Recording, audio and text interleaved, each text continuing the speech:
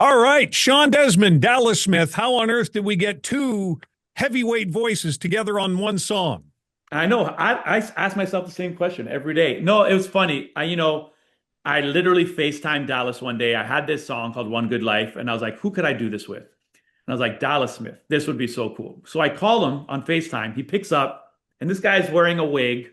He's got eyeliner on, and I'm like, what did I just get myself into? Like, what is happening right now, Dallas? This is a regular Tuesday for me, right, Ferg? Little Yeah, cosplay. I was doing the filming for that movie that I did a few years back, and so when I saw his name pop up on FaceTime, I'm like, this is perfect. Full '80s garb, but Yeah. yeah. So he pitched the song to me, and but before I said anything to him, I said, hey Sean, I got a story for you before I give you an answer here. It's like back in the day. My wife from Edmonton, Kristen, she went to a Shawn Desman show in the early 2000s. Mm. And Shawn used to do this lap dance thing during his show. And who did he bring up on the stage to give a lap dance? My wife. So I What are the chances? Somebody owed something in this, and I'm not sure who. Right? I told him, in all fairness, you can come into my house and give my wife a lap dance anytime you want so we can be even here. All right. 20 years ago, sure, not now. Well, it's funny. You mentioned the Shawn Desman show of all those years ago. A few months ago, Sean, you did a show at the Empire Theater. I And did. yeah, you popped by our radio station, our other one right over there. But then Sure when you were did. there, you came over here and you played this song for me. And you I didn't did. know who the collaborator was. And Yeah. I figured out quickly, and I went, "Oh my gosh, we've got two heavyweight voices on this. One Good Life." So tell me, what is One Good Life to you guys? Oh, one good life is just like going out there, living your best life. We only got one good life to live. We only have one life to live, but also like, the song is very nostalgic and it's, thinking about those times just driving around with your car, with your friends in the car, smoking, getting high, smoking doobies, just doing dumb stuff. I miss those days. Dallas still lives those days, but I miss those days. Not while I'm driving. What was in the song for you, Dal, that made you think, no, this is for me. I got to do this.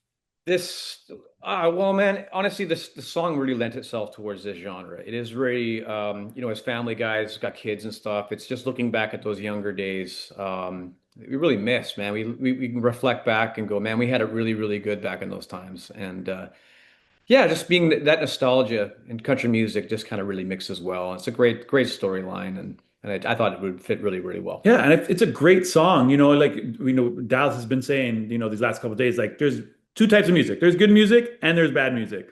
I feel Oh, like this is good music, and I don't care about what genre you're in, what genre you perform in. Just good music is good music. I couldn't agree more. And knowing I was going to sit down, chat with you guys today, when I distilled it all down, we can talk about the song, talk about all sorts of things, and we will. But I just love the fact that the lines of genre are now very much written in pencil, if they're written at all, and the Hmm. long eraser on that. I love that. Yeah, Yeah, yeah. yeah. I feel like now, this wouldn't have happened maybe 15 years, 20 years ago when, I was just the young R&B pop guy coming out. He was in default doing those records.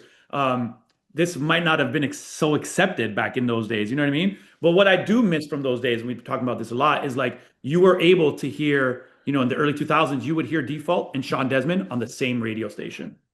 That's not a thing anymore, you You, know? my other one right over there. And then you'll Yeah, hear you both on this one too, which is great because I agree with exactly. that. You've got good music and not so good music. And Yeah. it's subjective, it's based on what the audience loves. And I just think it's awesome. Like I see how my kids listen to music and you ask them what they like, they have a hard time answering the question because it's just hard to describe. And I couldn't agree with you Yep. more. Yeah, it's not like the old days where your parents listened to one type of thing, right? Because they were only exposed to one type of Mhm. music, right? So it's not just Patsy Cline or you grew up with a lot of the '80s stuff. You grew up with whether it's the Eagles or your Doobie Yeah. Brothers or Michael Jackson. It was all around us, right? So these generations are getting exposed to and growing up with more and more different types of music. So it just makes sense that these lines are blurring that way. Yeah. And I think the lines maybe have always been blurred. I think we're just embracing it more. For example, don't you think you could take Eagles music right now, play it on country radio? You Yeah. could take a that Hootie and the Blowfish music, which, you know, you maybe change the instrumentation a little. They're all country songs. Shawn, you've probably got lots of stuff, you know, that has country sensibilities when it comes to its writing. Well, tons, because one of my favorite writing partners is Tebe. So, Yeah. he's obviously a country artist and he's very country influenced. I was literally just with Tebe in Copenhagen and we wrote this one song that is it is it's incredible. I feel like it's going to be a life-changing song for me and it's guitar and it's very I'm like this could also be a country song. You know what I mean? Which is so great. So, yeah, 100% I agree with you on that. Shawn, what did Dallas bring to the song that only Dallas could? His charm, his look at this guy right now. You ready? Next. The vibe. You know what I love about Dallas, and I tell them I was blowing smoke with him yesterday. Like that rasp in his voice, that unique thing. It's just so great. And being with this guy in the studio, I didn't know what to expect. And then he comes in and he's singing the record, and I'm like, wow, this guy can like seriously sing and carry a note. So for me, and then like people love Dallas, and what's been really cool, Paul, is that we've been posting these social video content, right? And my fans are like, "Oh my God, you did a song with Dallas Smith," and I'm like, "Wow, okay, so you guys know who Dallas Smith is, one, and you like Dallas Smith. I really like that. That's really cool." The same thing happened with me as I posted it, and there's a lot of the female-based fans like, "Oh my God, I can't! This is my high school days colliding. I can't believe it." Yeah. So it's very cool. Well, Dallas, what was it about the song and what Shawn brings to it that you believe only he could have delivered? Honestly, it's the writing of it. Man, like I said, it just fit the genre really, really, really well. It didn't seem to be Forced or nothing like that, right? We shared that experience in life together. And honestly, Shawn, with the type of song it is and the stylistically, I'm not afraid to go out of, Autograph is ballady, Wasting Gas is super heavy. I got Drop, which is different too, right? So Shawn kind of pulled me sort of over towards his world.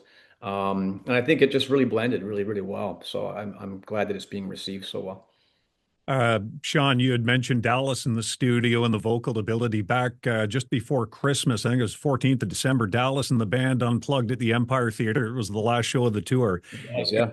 Talked to a lot of people who were there. I was there myself with my daughter, and that type of show, as much as the big sound and the big presentation on stage is awesome, plugged in, that show absolutely demonstrated just the masterclass in vocals that Dallas is able to deliver, and we know Shawn Desman's capable of. One Good Life is the song. Boys, this is really special, and I'm glad you guys were able. Had Dallas not answered the FaceTime, Shawn, was there anybody next you were going to hit dial on? I mean, the only other person I know is Tebe. Tebe plays second fiddle to this, but he knows he's still my best friend, so it's all good. He's got writing credit on it. Yeah. Right on, boys. I've been peppering questions at you for 10 minutes or so. Is there anything you have to ask of me? I mean, honestly, just thank you so much for the support. And like you said, when I came in, 3, 4, however many months back it was, you were so, acceptive of the song and just everything. And and that really means a lot to me. It's been really nice to be accepted into the country music world for real. And I can't wait to see you being 1-14 or JoJo being 1-14 on the hockey pool, giving JoJo his first win out of 15 weeks. Looking forward to it. Oh my! Who do I owe $50 to for this pool? I just want to opt. I think Bud's the guy. You can send it to me if you want. I trust you'll make sure it gets where it's going. And Shawn,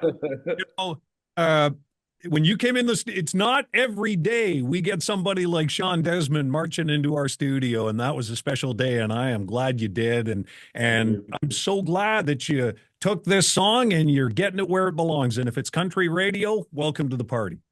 Thank you so much. I really appreciate that. That's awesome. Boys, what are your social handles? Oh man, at Shawn Desman, TikTok, Instagram, all that good stuff. Same for me, but at Dallas Smith. Not at Shawn Desman. No. Sorry, I'm just stuck on losing a week, not a playoff week, but a week. You're just your head's not in it today, Paul. It's not looking good. Here. Safe travels. Thanks for your time. Thanks, Thanks, buddy. buddy. Love you. Have fun golfing.